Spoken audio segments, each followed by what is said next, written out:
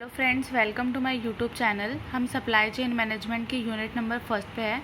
इससे पहले मैंने इसकी 3 वीडियोस बनाई है। अगर आपने वो नहीं देखी है तो पहले आप वो देखिए। मैं डिस्क्रिप्शन बॉक्स में उसकी लिंक प्रोवाइड करवा दूँगी और इसके यूनिट्स की मैंने PDF बनाई है, मैं वो भी डिस्क्रिप्शन बॉक्स में प्रोवाइड करवा दूँगी। और अगर अभी तक आपने मेरे चैनल को सब्सक्राइब नहीं किया है तो प्लीज़ सब्सक्राइब करें और लाइक का बटन दबाएँ। तो अब हम स्टार्ट करते हैं आज के टॉपिक्स को। आज हम करेंगे continuum improvement. Continuous improvement is one that will constantly look to make improvement. It is sustained process of development. मतलब कॉन्टिन्यूस इम्प्रूवमेंट का मतलब जैसे नाम से ही पता चल रहा है कि ये कॉन्टिन्यूसली होती है। मतलब ये एक के बाद एक होती ही रहती है, मतलब बिल्कुल भी इसके बीच में गैप नहीं आता। अगर हमने इसको स्टार्ट कर दिया है तो ये स्टार्ट होने के बाद हमारी चलती रहेगी।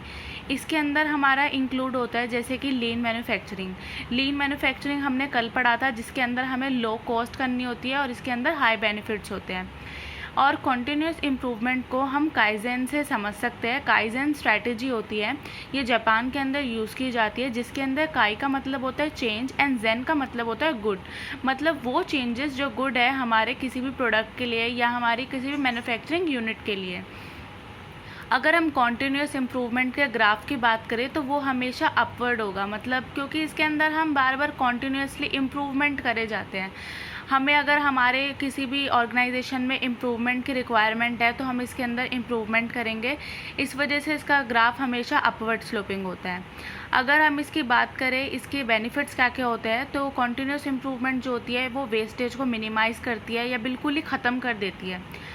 सेकंड आता है प्रोसेस स्मूथिंग। अगर हम बिल्कुल थोड़े थोड़े टाइम इंटरवल के बाद कॉन्टीन्यूसली हम अपनी इम्प्रूवमेंट करते रहेंगे तो इससे हमारा जो भी प्रोसेस है वो बहुत ही स्मूथली वर्क करेगा।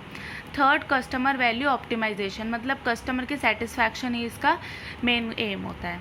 अब उसके बाद दूसरा आता है हमारा परफॉर्मेंस मेजरमेंट। परफॉर्मेंस मेजरमेंट का मतलब होता है जैसे कि कोई कंपनी है और वो अपने एम्प्लॉयज़ की परफॉर्मेंस को मेजर करना चाहती है, तो ये जो क्राइटेरिया है वो वेराई करता है हर कंपनी में। मतलब किसी कंपनी में वो उसके फंक्शन देखती है एंड किसी कंपनी में वो उसके डिवीज़न से उसको चेक करती है परफॉर्मेंस। तो इसके अंदर आता है हमारा performance measurement is a directly linked to the organisational structure of a business. A distinction can be made between 2 categories of organisational structure for performance appraisal. अब इसके 2 कैटेगरीज होती है, एक इसका आता है functional organisation structure and second one is divisional organisation structure. अब हम इसको एक एग्जाम्पल से समझते हैं। इसके अंदर हमने एग्जाम्पल लिया है एम्प्लॉय ए और एम्प्लॉय बी का। अगर हम एम्प्लॉय ए की एफिशिएंसी को देखेंगे तो हम उसके वर्क को देखेंगे कि उसने कितना वर्क करा है, कितनी पर यूनिट की सेल करी है, और अगर उसका ओवरऑल टारगेट 4.5 का है तो उसने अचीव किया है या नहीं किया। तो हम ए की एफिशिएंसी को या फिर ए की परफॉर्मेंस को मेजर करेंगे, एज वेल एज हम बी की परफॉर्मेंस को मेजर करेंगे। अगर उसने अपना टारगेट को कंप्लीट किया होगा तो उसके बाद हम देखेंगे कि इन दोनों में से किसकी परफॉर्मेंस ज़्यादा अच्छी है। अब उसके बाद हमारा नेक्स्ट टॉपिक आता है supply chain management and product development process. Supply chain management, जैसे कि हमने पहले भी करा है कि सप्लाई चेन मैनेजमेंट एक चेन है जिसके अंदर स्टार्ट होती है सप्लायर से एंड वो एंड करती है हमारी एंड यूज़र्स पे। Supply chain management refer to management between companies by mean of their business processes where they seek to maximize potential synergy, reduce waste, increase efficiency and effectiveness of business process। तो इसके अंदर हमारा आता है maximisation करना जिस अपनी potential synergies को, और रिड्यूस कर देना वेस्टेज को, जिससे कि हमारा ज़्यादा से ज़्यादा एफिशिएंटली काम हो। फिर अगर हम बात करें प्रोडक्ट डेवलपमेंट प्रोसेस की, तो प्रोडक्ट डेवलपमेंट प्रोसेस के अंदर हमारा आता है ये एक प्रोसेस है हमारा सप्लाई चेन मैनेजमेंट का ही। प्रोडक्ट डेवलपमेंट प्रोसेस जो होता है वो टेक्निकल और मैनेजमेंट दोनों एस्पेक्ट से मेजर किया जाता है। अगर हम इसको डेफिनेशन की बात करते हैं तो इसकी डेफिनेशन है the product development process is one of the business process of SCM PDP involve technical and management aspect in which an organization transform market and technical possibility opportunity into information for the production of a commercial product। मतलब इसके अंदर हम अपनी opportunities देखते हैं जो कि हमारी अवेलेबल है। अब इसको हम डायग्राम की हेल्प से समझते हैं। तो अब हमने इसका डायग्राम देखा तो इसके अंदर हमारे 2 स्टेजेस होते हैं। फर्स्ट स्टेज होता है हमारा प्री और उसके बाद हमारा आता है पोस्ट। तो प्री मतलब पहले और बाद में। अगर हम पहले की बात करें तो पहले हम सबसे पहले कंपनी के अंदर क्या होगा, एक स्ट्रैटेजी बनाई जाएगी कि हमारा कोई भी प्रोडक्ट है उसकी स्ट्रैटेजी हम कैसे रखेंगे, strategical planning of a product.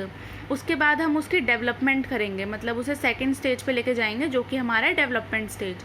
और लास्ट में हम उसके पोस्ट में अगर देखा जाए तो उसमें क्या होगा, मैनेजिंग प्रोडक्ट एंड प्रोसेस, मतलब अपने प्रोडक्ट को मैनेज करने के लिए कंपनी को टाइम टू टाइम चेंजेस करने पड़ेंगे और लास्ट में उसको रिमूव करने पड़ेंगे अगर कोई भी बैरियर्स है तो। अब इसका चेन हमारी कैसे बनता है, प्लानिंग डिज़ाइन। सबसे पहले हम प्लान को डिज़ाइन करते हैं, फिर उसके बाद हम इन्फॉर्मेशन को गैदर करते हैं। ज़्यादा से ज़्यादा इन्फॉर्मेशन मिलेगी तो हमारा प्रोडक्ट उतना ही अच्छा होगा। उसके बाद हम कॉन्सेप्चुअल नॉलेज लेकर आते हैं उस प्रोडक्ट पे। उसके बाद डिटेल पे डिज़ाइन करते हैं, डिटेल डिज़ाइनिंग। फिर उसके बाद प्रिपरेशन करते हैं अपने प्रोडक्ट के बारे में, और लास्ट में हम अपने प्रोडक्ट को लॉन्च कर देते हैं मार्केट के अंदर। तो आज हम इतना ही रखेंगे और ये हमारा एंड था यूनिट 1 का। तो अगर अभी तक आपने मेरा चैनल सब्सक्राइब नहीं किया तो please subscribe my channel and like my videos. Thank you.